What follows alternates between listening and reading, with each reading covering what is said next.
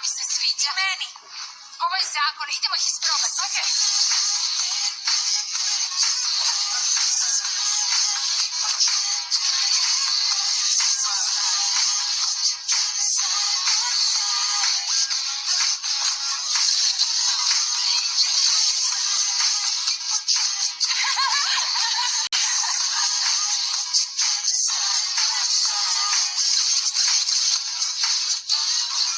Zar ovo ne izgleda sjajno, ha?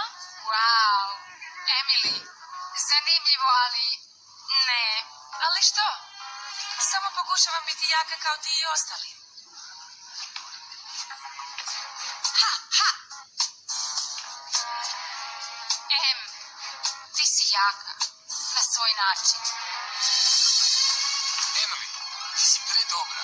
Morat ćeš malo više učvrstiti.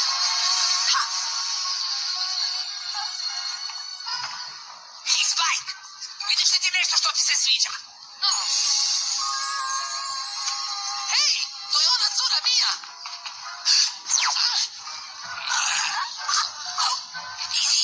Romeo! Hvala puno, ugodan dan. Hvala. Ovo je tvoja velika prilika, pričaj s njom prije nego što ode. Ti možeš...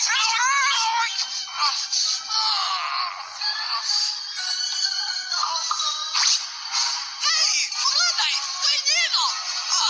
Hej! Tako sam uzbuđen. Ja.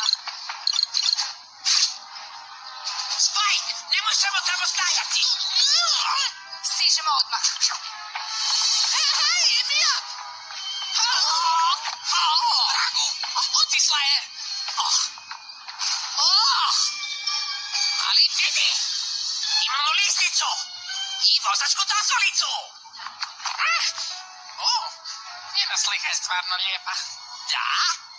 To imamo njenu adresicu. Sad ništa drugo nego joj samo to moraš vratiti i bit ćeš njen junak.